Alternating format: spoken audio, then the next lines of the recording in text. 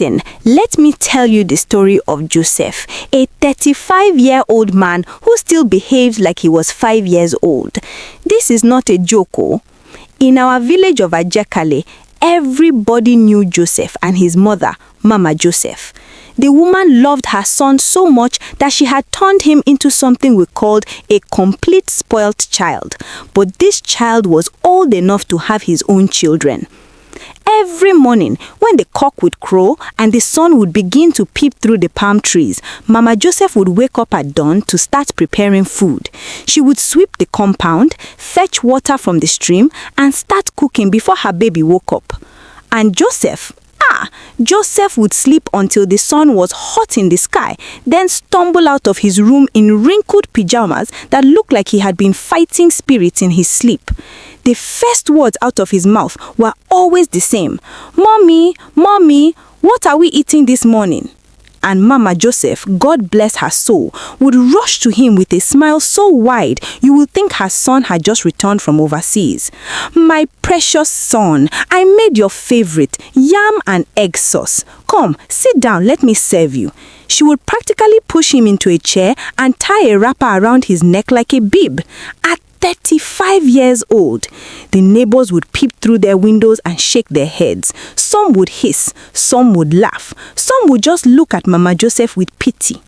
Now, Joseph had 3 childhood friends, Tunde, Bola, and Chidi. These 3 men had all grown up together, playing in the village square, climbing mango trees, and getting into trouble. But while his friends had moved forward in life, Joseph remained stuck in the same place like a broken record. Tunde now had a wife and 2 children. Bola had 3 children and was building a new house. Chidi had married a beautiful woman from the next village and was expecting his first child. But Joseph still asked his mother what they were eating for breakfast. The village women, they had plenty to say about Joseph. Every evening at the stream where they fetched water, the gossip would start. Mama Aduke, who owned the local food store, would start it.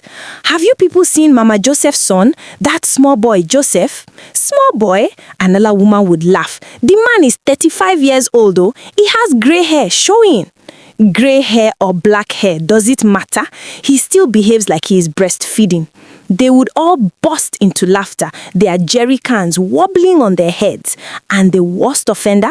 Auntie Peju, the village troublemaker and self-appointed relationship advisor. This woman could not see Joseph pass by without making a comment. "Joseph! Joseph, my son!" she would call from her veranda, loud enough for the whole street to hear. "When will you bring a wife home? Or are you planning to marry your mother?" Joseph would pretend he didn't hear and quickly ride his motorcycle away, but Auntie Peju's voice would follow him. "Run, run away, but old age is catching up with you. Soon, even your mother will be too old to cook for you." One afternoon, the 3 friends decided to visit Joseph. They found him sitting under the mango tree in his compound, dressed in shorts and a singlet, playing a game on his phone while his mother was inside cooking lunch. Tunde looked at Bola. Bola looked at Chidi. They all shook their heads. "Joseph," Tunde called out, "we need to talk to you." Joseph looked up from his phone and smiled. "My brothers, welcome, welcome, sit down. Mommy is cooking jollof rice. She will bring us food soon." Bola cleared his throat. "Joseph, that is exactly what we came to talk to you about. You are 35 years old. When are you going to stand on your own feet? When are you going to get married and start your own family?" Joseph waved his hand dismissively. "Marriage? Why should I stress myself? I have everything I need here. My mother cooks for me, washes my clothes, cleans my room. What do I need a wife for?" Chidi moved closer and put his hand on Joseph's shoulder. "My friend, you are not seeing the problem. You are becoming a laughingstock in this village. Young boys of 20 years old are getting married and having children. But you, a grown man of 35, you still cannot boil water without calling your mother." "Hey," Joseph stood up, offended. "So what is wrong with that? My mother loves me. She enjoys taking care of me. Why are you people jealous? Tunde laughed, but it was not a happy laugh. Jealous? Of what? Brother, we are trying to help you. Look at us. We have our own homes. We have wives who respect us. We have children who call us daddy. What do you have? Before Joseph could answer, Mama Joseph rushed out of the kitchen. What is happening here? Why are you people disturbing my son? Joseph, don't mind them. They are just jealous that you have a mother who loves you. Not everybody is as lucky as you. The three friends looked at each other in frustration. They knew there was no point continuing the conversation with Mama Joseph there. They greeted her politely and left. But before Tunde walked away, he turned back to Joseph. One day, you will understand what we are saying. I just hope it won't be too late. As they walked away, they bumped into Auntie Peju, who had been eavesdropping from her window. You boys have tried though, but that Joseph, his case is finished. Even Oracle cannot help him. His mother has tied him to her wrapper with spiritual rope. The friends could only shake their heads and laugh bitterly. Meanwhile, in another part of the village, trouble was brewing. Chief Adebayo, the eldest man in the village, was hosting a meeting of all married men to discuss village development. Tunde, Bola, and Chidi were invited because they were married men. When the chief noticed Joseph was not there, he asked, "Where is Mama Joseph's son? Is he not part of this village?" An awkward silence fell over the gathering. Finally, one brave man spoke up. "Baba, you know Joseph. He is not exactly a married man." "Not married? But the boy is past 35 years old." "35, sir," another man corrected. Chief Adebayo stroked his beard thoughtfully. 35 and not married? What is wrong with him? Is he sick? "No, sir, he is not sick. He still lives with his mother. She does everything for him." The compound erupted in laughter and disbelief. Chief Adebayo shook his head sadly. "This is an abomination. A grown man who cannot wash his own underwear. We need to do something about this boy before he brings shame to our entire village." And so, the Joseph situation became official village business. A committee was formed, yes, a whole committee, to find a wife for Joseph. The committee consisted of 5 busybody women, led by none other than Auntie Peju. These women took their assignment very seriously, like they were preparing for war. Weeks passed, then months. The rainy season came and went. Joseph continued his comfortable life, waking up late, eating his mother's food, and spending his days doing nothing productive. His mother had a small provision shop in the village, and whatever money she made, she spent most of it on Joseph. She bought him new clothes, new shoes, expensive phones. The woman even bought him a small motorcycle so he could ride around the village like a big man. But the village committee women were working overtime. Auntie Peju had brought 3 different girls to meet Joseph, and each meeting was more disastrous than the last. The first girl, Ngozi, came with high hopes. Auntie Peju had told her that Joseph was a well-mannered young man from a good family. When Ngozi arrived at the compound, Joseph lying down under a mat under the mango tree, with Mama Joseph fanning him and feeding him chin-chin like he was a baby. "Joseph, visitor for you," Auntie Peju announced cheerfully. Joseph sat up lazily. "Oh, welcome, welcome. Please sit. Mommy, bring us drinks." Mama Joseph rushed inside to get drinks while Ngozi sat down, already looking doubtful. Auntie Peju tried to make conversation. "So, Ngozi, tell Joseph about yourself. She is a hairdresser, very hardworking." Before Ngozi could speak, Joseph interrupted. "Hairdresser? That's good. My mother has been complaining that she needs to plait her hair. Maybe you can give us a discount." Ngozi's smile froze. "Us? You mean you want discount for your mother?" "Yes, now, why not? If we are going to be, together, then we are family, and family gets discount, Abi." Ngozi stood up immediately. Auntie Peju, I think I left my pressing iron on at home. I have to go, right now, immediately. She practically ran out of the compound. Auntie Peju chased after her, but Ngozi was already halfway down the road, her high heels clicking furiously on the ground. The second girl, Amina, lasted only 10 minutes. She asked Joseph what he did for a living, and he proudly replied, "I help my mother in her shop." When she asked if he had plans to start his own business, he said, "Why should I? My mother's shop is doing well. We share everything." Amina developed a sudden headache and excused herself.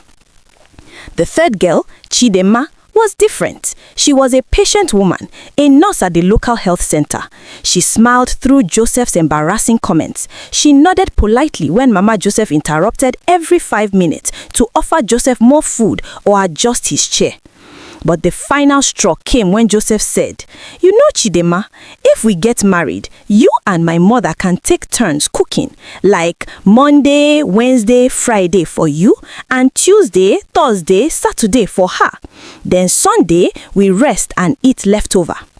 Chidema blinked slowly. "And where would we live? Would you build us a house?" "Build? Why build? We have enough space here. You can take the room next to mine, and my mother's room is just across the corridor. Very convenient." Chidema picked up her handbag with the calmness of a woman who had seen enough nonsense in her life. "Joseph, I wish you well. I truly do. But I am a nurse, not a miracle worker. Goodbye." She left without looking back. After the third failure, Auntie Peju sat down with her committee members at her veranda, drinking palm wine and discussing the situation. "Sisters, this Joseph case is beyond us. The boy is cursed. No, he is not cursed. He is just spoiled rotten like egusi soup left in the sun for 3 days. Another committee member, Mama Chinyere, agreed. "I blame the mother. She has destroyed that boy with too much love. It's like overwatching a plant. You think you are helping, but you are killing it." Just then, young Emeka, the village troublemaker and comedian, who was 11 years old, passed by on his way from school. He overheard their conversation and couldn't resist adding his own commentary. "Auntie Peju, I heard you are looking for wife for Uncle Joseph." "Yes, so my son, do you know anyone?" Auntie Peju asked desperately. Emeka burst out laughing, nearly dropping his school bag. "Auntie, even my classmate Mary says she cannot marry Uncle Joseph, and she's only 11 years old. She said if Uncle Joseph cannot cook his own food at 35, what will he teach his children?" The women gasped in shock and embarrassment. When children start using you as a bad example, you know your matter has escalated. Emeka continued, encouraged by their attention. "In our school, our teacher uses Uncle Joseph as example of what's not to become. She says, 'Children, if you don't learn independence, you will become like Joseph, an old man still asking his mother what to eat.'" Auntie Peju's mouth hung open. "You people are using Joseph as lesson in primary school?" "Yes, so even our headmaster mentioned him during assembly last week. He said boys should learn to be responsible early before they become Uncle Joseph." The boy ran off laughing, leaving the committee women in stunned silence. Mama Chinyere broke the silence. "This is serious, so the boy has become a proverb, a living proverb." One day, Mama Joseph woke up feeling unwell. She tried to get up from her bed to cook breakfast, but her body wouldn't cooperate. Her head was spinning, her body was hot with fever. She called out weakly, "Joseph, Joseph." Joseph was still sleeping, snoring like a generator. You didn't hear her. She called again, louder this time, "Joseph." Finally, he woke up and stumbled to her room, rubbing his eyes. "Yes, Mommy." "My son, I am not feeling well. I cannot cook this morning. Maybe you can cook something for both of us?" Joseph's eyes widened, like he had been asked to fly to the moon. "Cook? Mommy, you know I don't know how to cook. What will I do?" Mama Joseph closed her eyes, too tired to argue. "There is bread in the kitchen and tinned milk. Just make tea for both of us." Joseph went to the kitchen, and what happened next was like a comedy show. He didn't know where the kettle was. He didn't know how much water to boil. He put the tea bag in the cup without hot water. He poured milk first before the tea. When he finally brought the terrible tea to his mother, the woman almost cried, but she drank it anyway because her son had made it. That day, for the first time in his life, Joseph had to fend for himself. His mother was too sick to get up. He tried to cook rice and burnt it. He tried to fry eggs and they stuck to the pan like glue. By afternoon, he was so hungry that he had to go to Mama Aduke's buka in the village to buy food. When Mama Aduke saw him, she laughed so hard she nearly dropped her pot of soup. "Joseph, so you can come to the market to buy food? I thought your mother was the only one who knew how to feed you." Joseph's face turned red with embarrassment. He bought the food and hurried back home. Mama Joseph's sickness continued for 2 whole weeks. During this time, Joseph experienced what real life was like. He had to wash his own clothes, but he didn't know how to use the washing soap properly. His white shirt turned pink because he mixed it with his red cloth. He had to clean the house, but he swept dirt from one corner to another. He had to buy food from the market and realized for the first time how expensive things were. While all this was happening, something else occurred that would change Joseph's life forever. A beautiful woman named Amara came to the village from the city. She was a teacher, posted to teach at the village primary school. The first day she arrived, every young man in the village noticed her. She was elegant, well-spoken, and carried herself with dignity. Joseph, riding his motorcycle around the village as usual, saw her standing near the school, looking confused about directions. His heart skipped a beat. She was the most beautiful woman he had ever seen. He rode up to her, trying to look confident. "Excuse me, beautiful sister. Can I help you with something?" Amara smiled politely. "Yes, thank you. I'm looking for the house of Mr. Adewale. He's supposed to be my landlord." Joseph's chest swelled with pride. "I know where it is. In fact, I can take you there on my motorcycle." Amara hesitated, but agreed. During the short ride, Joseph tried to impress her with stories about himself, exaggerating everything. "I am a very important person in this village. Everybody respects me. I am planning to start a big business soon." What Joseph didn't know was that Auntie Peju was watching from her window. The moment he dropped Amara off and rode away, Auntie Peju rushed to Amara's new house with speed that defied her age. "My daughter, welcome to our village," Auntie Peju said breathlessly. "Thank you, Ma," Amara replied, surprised by the enthusiastic welcome. "I saw that young man bring you here on motorcycle. Let me warn you as your new mother in this village, stay far away from that Joseph." Amara looked confused. "Joseph? Is he dangerous?" "Dangerous? No, he is worse than dangerous. He is useless. The man is 35 years old and still asks his mother, 'What are we eating?' every morning. He cannot cook, cannot clean, cannot wash his own boxer shorts. Sister, that one is a red flag wrapped in red wrapper waving red scarf." Amara laughed at the description, but she filed the information away in her mind. Despite Auntie Peju's warning, Joseph continued to pursue Amara. He would ride past the school multiple times a day. He would show up at places where he thought she might be. The village people watched this drama with great interest, some placing bets on how long it would take for Amara to reject him. One evening, after Mama Joseph had recovered from her illness and Joseph had gone back to his comfortable routine, he finally gathered courage to approach Amara at the market. Amara nodded politely, but said little. When they reached the house, she thanked him and went inside. Joseph rode home already dreaming about this beautiful city woman. Over the next few weeks, Joseph tried everything to get Amara's attention. He would ride past the school repeatedly, hoping she would notice him. He would show up at places where he knew she would be.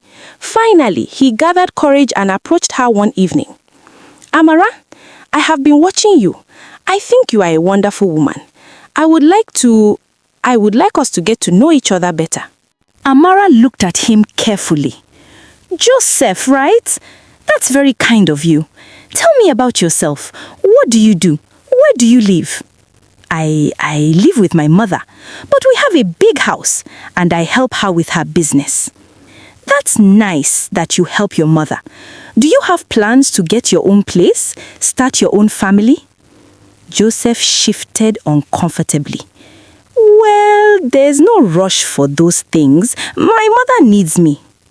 Amara smiled kindly but firmly. Joseph, you seem like a nice person, but I'm looking for a man who is ready for responsibility, a man who can take care of himself and a family. I don't think you are that man yet. Before Joseph could respond, a small crowd had gathered because in African villages, nothing attracts people faster than a good drama. Auntie Peju was there, of course, arms folded across her chest with an "I told you so" look on her face. Even young Emeka was there with his friends, ready for entertainment. Auntie Amara, don't waste your time, oh. Uncle Joseph still drinks Milo from feeding bottle. The crowd erupted in laughter. Another child added, and his mother still bathes him. That's not true, Joseph protested, his face burning with shame. Then it's true that she still washes your boxers? An adult voice called from the crowd. More laughter. Joseph looked at Amara, hoping she would defend him, but she was already walking away, shaking her head. The crowd dispersed, still laughing and gossiping. Auntie Peju approached Joseph and patted his shoulder with mock sympathy. My son, I tried to help you. I brought 3 good girls, but you were forming big man. Now see, the beautiful teacher has rejected you in front of the whole village. This story will reach the next 3 villages before sunset. And indeed, by evening, the news had spread. At Mama Aduke's buka, people were recreating the scene with dramatic flair. And then Amara said, "You are not a man yet," someone would say, and everyone would burst into laughter. Those words pierced Joseph's heart like an arrow.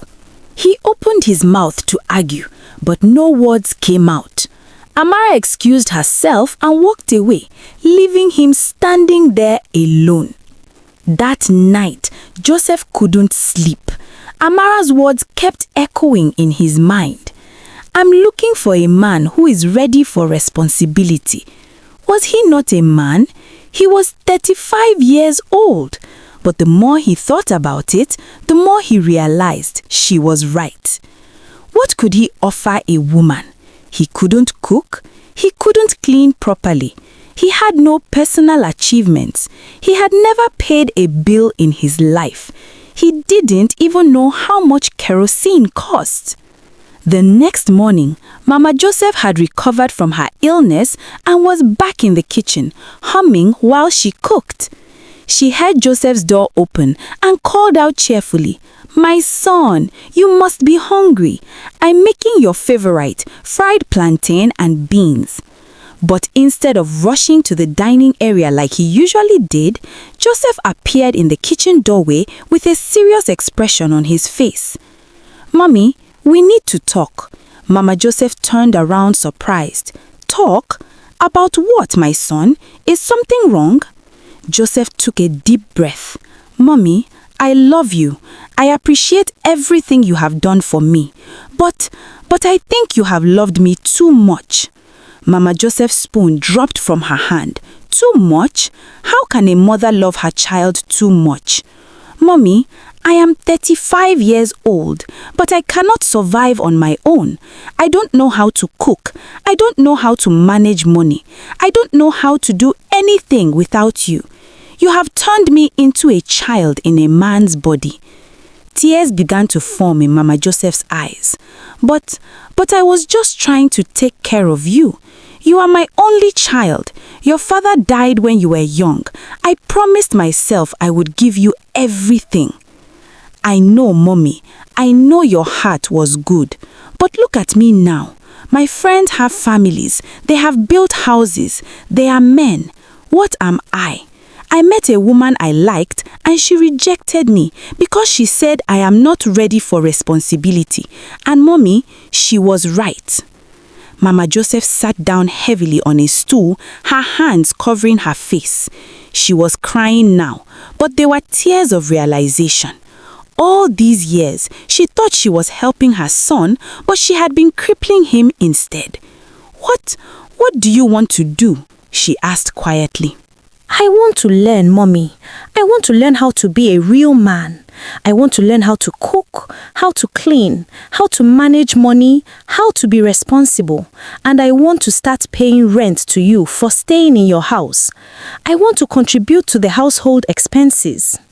Mama Joseph looked up at her son with pride and sadness mixed together. This was the first time in 35 years that she was truly seeing him as a man, not a boy. "Okay, my son, if that is what you want, then I will support you." From that day forward, everything changed in Mama Joseph's compound. Every morning, Mama Joseph would wake up Joseph at 6 o'clock, not to serve him food, but to teach him how to cook. The first few weeks were disastrous. Joseph burnt rice, he put too much salt in the soup, he cut his finger while slicing vegetables. But slowly, gradually, he began to improve. The village people noticed the change. They would see Joseph at the market early in the morning, haggling over the price of tomatoes like a proper adult. They would see him washing his own clothes by the well. They would see him sweeping his compound. At first, people laughed and made jokes, but as time went on, they began to respect him. The first time Joseph appeared at the well to wash his own clothes, it was like a movie premiere. Word spread quickly. "Come and see, oh, Joseph is washing clothes." Women abandoned their posts and rushed to the well. Even men came to witness this historic moment. Joseph bent over the washing basin, scrubbing his shirt with determination. His technique was terrible. He was using enough soap to wash an elephant, and the shirt was getting more tangled than unwashed. Auntie Peju couldn't help herself. "Joseph, are you washing that shirt or fighting it?" The crowd laughed. But one kind woman, Mama Chinyere, stepped forward. "Leave the boy alone. At least he is trying. Joseph, let me show you. You don't need to use all the soap in the village for one shirt." She demonstrated the proper technique, and Joseph watched carefully, asking questions like a serious student. The crowd's laughter slowly turned to murmurs of approval. "Maybe the boy is finally growing sense," someone said. But the real entertainment came when Joseph tried to cook for the first time without his mother's help. He decided to make jollof rice, ambitious for a beginner. He announced his plan at the village square, and of course, word spread like wildfire. By the time he started cooking, his compound became a spectator spot. Young Emeka and his friends climbed the nearby guava tree to get a better view. Auntie Peju sat in her usual spot with her fellow committee women, providing live commentary. Even Chief Adebayo sent his grandson to monitor the situation and report back. Joseph stood in the kitchen, surrounded by ingredients, looking like a soldier preparing for battle. He had written instructions on a paper, his mother's recipe, carefully dictated. But theory and practice are very different things. First problem, he poured the rice into the pot without washing it. Mama Joseph, who was supervising from a distance, she had promised not to interfere, but she couldn't resist watching, gasped. "Joseph, wash the rice first." "Oh!" Joseph poured the rice into a bowl, added water, and then forgot what to do next. He stood there, staring at the bowl like it would give him instructions. From outside, Emeka shouted, "Uncle Joseph, you are supposed to drain the water, oh!" Joseph drained the water, but he drained it directly onto the kitchen floor. Water splashed everywhere. The committee women outside shook their heads.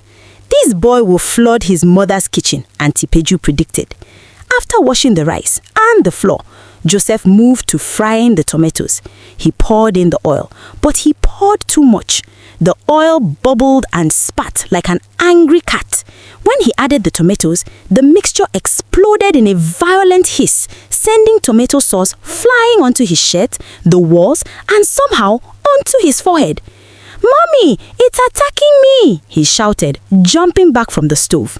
The entire audience erupted in laughter. Even Mama Joseph couldn't help giggling. But she called out encouragingly, "Reduce the heat, my son. Reduce the heat." Joseph adjusted the stove and gradually regained control of the situation. The tomatoes began to fry properly. Encouraged, he moved to the next step, adding seasoning. But in his nervousness, he confused the salt container with the sugar container. He poured generously. When he finally tasted the stew to check, his face went through a series of expressions: confusion, realization, horror. This thing is sweet. Why is tomato stew sweet? Then he realized his mistake. I have used sugar instead of salt. More laughter from outside. Mama Chinyere shouted helpfully. Start again, my son. This one has gone to America. You cannot bring it back. And so Joseph started over, this time more carefully, more attentively. By the time he finished, 3 hours had passed. A dish that should take 1 hour had taken 3. But finally, the jollof rice was ready. It wasn't perfect. It wasn't even particularly good, but it was edible, and he had made it himself. Tunde, Bola, and Chide heard about the cooking attempt and came to visit. They found Joseph in the kitchen, exhausted but triumphant, presenting a plate of jollof rice to his mother. Tunde, Bola, and Chide heard about the transformation and came to visit. They found Joseph in the kitchen, actually cooking a pot of soup by himself, while his mother sat outside giving instructions. Joseph, Tunde called out in amazement. Is this really you? Joseph looked up, sweat on his forehead, but a proud smile on his face. Yes, my brothers. Come, let me finish this soup and I will serve you. I am learning how to cook egusi soup. The 3 friends looked at each other in shock. Bola whispered to Chidi, this is a miracle, a real miracle. After Joseph served them the soup, which was actually quite good, they sat together under the mango tree. Joseph looked at his friends with humility in his eyes. My brothers, I owe you all an apology. You were trying to help me and I insulted you. You were telling me the truth and I called you jealous. I am sorry. I have wasted so many years living like a child, but I am ready to change now. Tunde put his hand on Joseph's shoulder. Brother, we are happy for you. This is the Joseph we knew was inside you all along. It just took time for him to come out. Months passed, and Joseph continued to grow and change. He started taking on more responsibilities. He helped his mother expand her provision shop and actually began managing the accounts. He learned how to budget money. He started saving part of his earnings. He even enrolled in a vocational training program to learn motorcycle repair, turning his hobby of riding motorcycles into a potential business. The transformation was so dramatic that it became the talk of the village. Chief Adebayo called another meeting, but this time it was to celebrate. You see, he told the gathered men, I told you we should do something about Joseph. Now look at him. He is becoming a proper man. Auntie Peju, never want to miss an opportunity to claim credit, jumped in. And who was the one who brought girls for him? Who was the one who formed committee? Was it not me? Mama Aduke, who was still upset about never receiving an apology after Auntie Peju had accused her of being jealous of Joseph, couldn't resist. Auntie Peju, all of the girls you brought ran away. The one that changed Joseph was the one that rejected him in public. So technically, you didn't do anything except provide entertainment. The compound erupted in laughter. Auntie Peju opened her mouth to argue, then closed it. For once in her life, she had no comeback. One Saturday afternoon, Joseph was at the market buying vegetables when he ran into Amara. She was also shopping, and when their eyes met, they both smiled. Joseph, she said, seeming genuinely pleased to see him. How are you? I'm well, thank you. Actually, I'm buying ingredients. I'm cooking dinner for my mother tonight. Amara's eyebrows rose in surprise. You are cooking? That's wonderful. They talked for a while, and this time the conversation was different. Joseph didn't brag or exaggerate. He spoke honestly about his journey, about how he had been immature and how he was learning to be a better man. Amara listened with interest, and when they parted ways, she said something that made his heart leap. Joseph, I can see you've really changed. Maybe we could have dinner sometime. I would like to taste this cooking of yours. Joseph's face broke into the biggest smile. I would like that very much. 6 months later, on a sunny afternoon, the village of Ajekale was buzzing with excitement. Joseph's traditional engagement ceremony to Amara was taking place. The compound was decorated with colorful fabrics and flowers. Music filled the air. Friends and family members had gathered from far and wide. Mama Joseph sat in a place of honor, dressed in beautiful asoke, tears of joy streaming down her face. Her son, her only child, was finally becoming a man in every sense of the word. And the beautiful part, she was not losing him.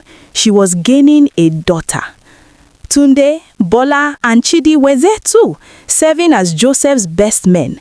As they watched Joseph hold Amara's hand and smile at her with genuine love and respect, Bola leaned over to Chidi and whispered, "Do you remember when this man couldn't even boil water?" Chidi laughed quietly. "I remember, but look at him now. He is going to be a good husband." During the ceremony, when it was time for Joseph to speak, he stood up and addressed the gathering. His voice was clear and confident. "I want to thank everyone who came here today, but especially I want to thank 3 people. First, my mother, who loved me so much that she spoiled me. Mama, I know your intentions were pure, but we both learned a hard lesson.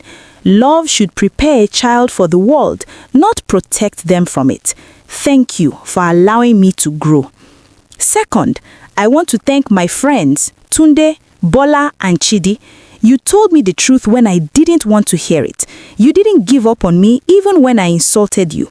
True friends are not the ones who tell you what you want to hear, but what you need to hear. And finally, I want to thank Amara. You refused to accept me when I was not ready. You had standards and you held to them. That rejection was the wake-up call I needed. Thank you for seeing the potential in me and giving me a second chance." The crowd erupted in applause. Even some of the tough village men had tears in their eyes. As the celebration continued into the evening, with dancing and eating and laughter, Mama Joseph pulled her son aside for a private moment. "Joseph, I want to apologize to you," she said, her voice trembling with emotion. "I thought I was protecting you, but I was crippling you. A mother's love should build wings, not cages." And for the first time in his 35 years of life, Joseph understood what it truly meant to be a man. It wasn't about age. It wasn't about having a motorcycle or nice clothes. It was about responsibility, about being able to take care of yourself and others, about growth and humility and the courage to change. The story of Joseph became a popular tale in the village, told to young boys and girls as a lesson. Parents will say, "Don't be like old Joseph. Love your children, but teach them to stand on their own feet." And whenever someone was being lazy or overly dependent, the village people would laugh and say, "Hey, so you want to be like Joseph at 35, still asking, 'Mommy, what are we eating?'" But Joseph didn't mind the jokes anymore. He had learned his lesson. And sometimes, when he was cooking dinner for his wife, or teaching his future children how to be independent, or helping another young man learn a trade, he would smile and think to himself, "Better late than never. Better to wake up at 35 than to sleep forever." And that, my friends, is the story of Joseph, the only child who learned that a mother's love is sweet, but a man's responsibility is sweeter. Wait first, you watched till the end and you're still not subscribed? My people, hit subscribe now, like the video, comment something and ring that bell. Don't let Auntie Peju form committee for you.